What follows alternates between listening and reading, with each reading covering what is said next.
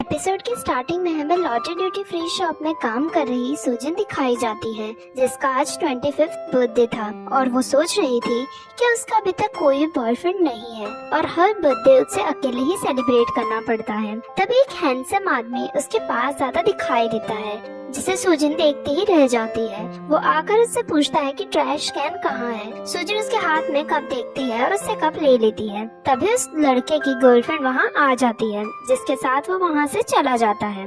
वो फिर से डे ड्रीमिंग करने लगती है। तभी उसका बॉस आता है और उसे किसी काम से अपने साथ ले जाता है, जहाँ लॉबी में उसे कई हैंडसम आदमियों की फोटो दिखाई देती है, जिन्हें देखकर वो ये सोचती है कि काश वो इनमें से किसी एक को भी किस कर पाती या इनमें से कोई एक उसका बॉयफ्रेंड होता।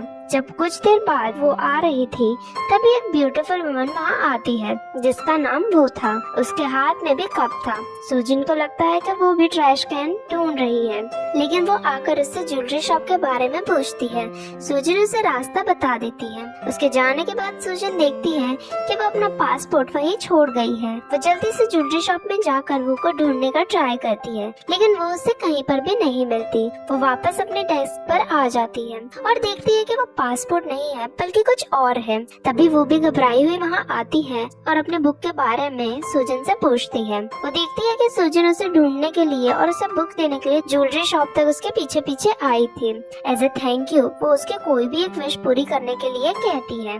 सुजन को ये सब कुछ समझ में नहीं आ रहा था, लेकिन जब वो उसका हाथ पकड़ती है तो वो समझ जाती है कि सुजन को क्या चाहिए। सुजन की विश थी कि कोई उसे किस करे और उसका बॉयफ्रेंड बने। तभी वो उसकी डेस्क पर 7 मैजिक से कार्ड रखती है और उसे कहती है कि तुम्हारी विश जरूर पूरी होगी, और वहाँ से चली जाती है। उसके जाने के बाद कुछ मैजिक सा होता है और वहाँ पे जुनगी आता है और वो आकर सुजन से कहता है कि वो काम के बाद उसका वेट करेगा और वो दोनों डेट पर जाएंगे। उसके जाने के बाद सुजन की कोवर्कर बताती है कि वो एक टेक बिलियनर है। सुजन को तो लगता है कि वो एक मॉडल एंड एक्टर है, लेकिन उसकी फ्रेंड्स उसे क्लियर करती है कि नहीं, वो एक टेक बिलियनर है और बहुत ही अमीर है। सुजन को यकीन नहीं होता है कि कोई ऐसा उसके लिए आया था। जब वो काम से घर जा रही थी, तभी जुनगी की कार रास्ते में उसका वेट कर रही थी। वो कार से बाहर निकलता है और उसे अपने साथ चलने को कहता है। सुजन इतनी महंगी कार देख के सरप्राइज हो जाती है। फिर जुनगी उसे कार में बिठाकर अपने घर ले जाता है, जो कि काफी ही बड़ा था।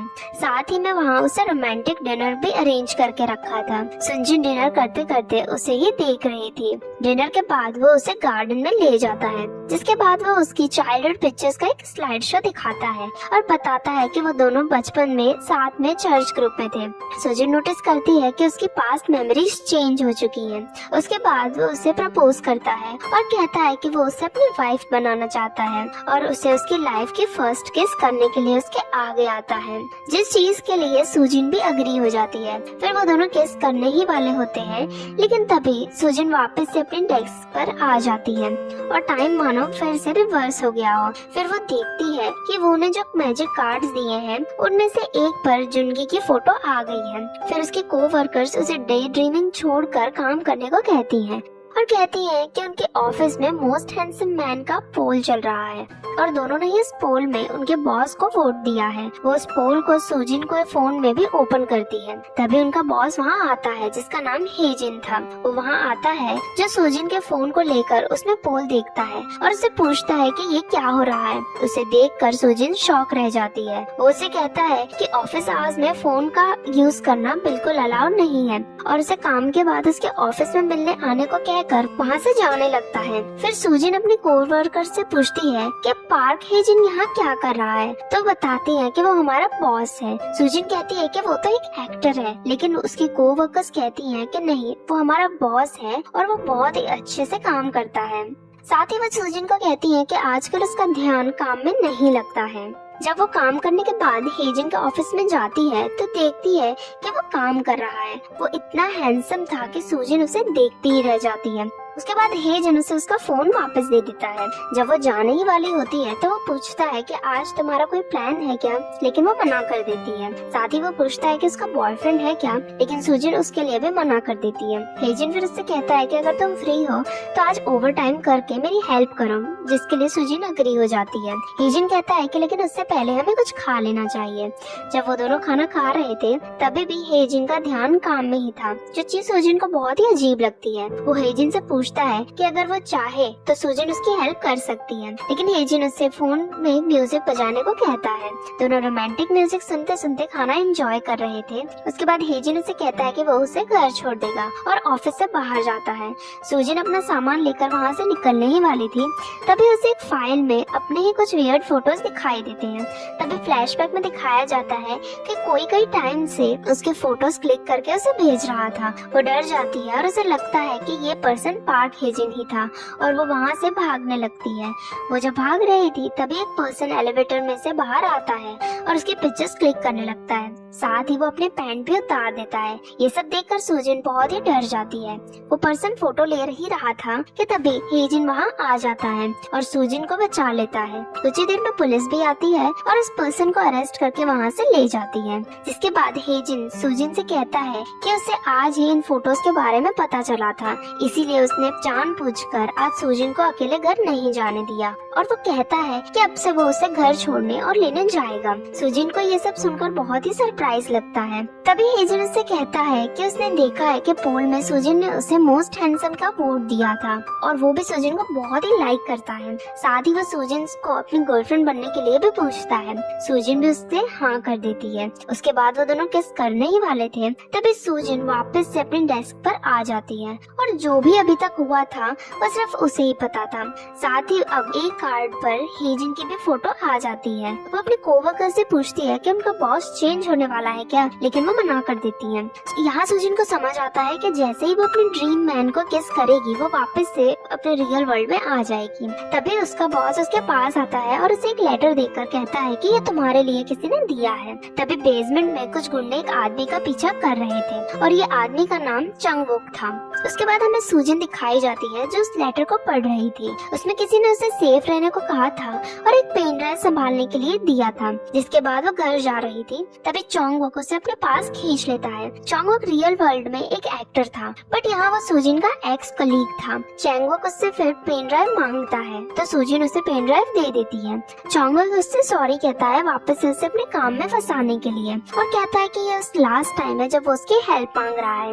उसके बाद वो उसे वहाँ से चलने को कहता है, लेकिन तभी एक डॉन आकर उसे गन दिखाता है। यहाँ रिवील होता है कि वो एक सीक्रेट एजेंट है जो अंडरकवर रहकर डॉन के साथ काम कर रहा था। साथ ही सुजिन को ये भी पता चलता है कि वो भी एक एक्स सीक्रेट एजेंट है। जैसे ही डॉन चोंगवुक को शूट करने वाला था, चोंगवुक गन की डायरेक्शन चेंज कर देता है और डॉन को ही शूट कर देता है। जिसके बाद डॉन के गुंडे उस पर अटैक करने आते हैं, लेकिन सुजिन उनको मारने लगती है और बहुत ही इम्प्रेसिवली वो सबको हरा देती है। एंड वो डॉन को भी मारती है। जिसके बाद दोनों वहाँ से चले जाते हैं। अब चोंगवुक उससे माफी मांगता है उसकी आइडेंटिटी एक्सपोज करने के लिए और उसे उसके साथ सेफ हाउस चलने को कहता है। जिसके बाद दोनों ही सेफ हाउस में जाते हैं। चोंगवुक ने सुजिन का हाथ पकड़ रखा था, फिर वो उसका हाथ छोड़कर उसे फिर से डेंजर में डालने के लिए सॉरी कहता है और वहाँ से जाने लगता है। लेकिन तभी वो गिर जाता है, जहाँ पता चलता है कि उसे भी एक बुलेट लगी है। फिर सुजिन उसकी बुलेट निकाल कर उसे पट्टी लगाती है और जब वो काम कर रहा था तो उसे बहुत ही रोमांटिकली देख रही थी, जो चीज चोंगवुक भी नोटिस कर लेता है। फिर वो वहाँ से जाने को कहती है तो चोंगवुक उसे अपने पास खींचकर बैठा देता है। दोनों एक दूसरे से पूछते हैं कि उनका काम कैसा चल रहा है। सुजिन कहती है कि उसे अपना नया काम बहुत ही पसंद है। चोंगवुक कहता है कि उसका काम उसकी ड्यूटी है, जहाँ वो खुद को रिस्क में डालकर दूसरों को प्रोटेक्ट करता है। सुजिन उसे पूछती है कि क्या वो अपने काम में अच्छी थी, तो चोंगवुक कहता है कि वो बहुत ही ज्यादा रेकलेस थी, जिसे उसे हायर करने के बाद चोंगवुक बहुत ही रिग्रेट करता था। सुजिन भी सरप्राइज होती है कि वो ऐसी पर्सन भी हो सकती है। फिर चोंगवुक कहता है कि अगर मुझे तुमसे प्यार नहीं हुआ होता तो मैं तुम्हें जॉब से नहीं निकालता। मुझे तुम्हारे साथ काम करना पसंद था, लेकिन मेरी फीलिंग्स काम के बीच बीच में आती थी, इसीलिए मैंने तुम्हें फायर कर दिया।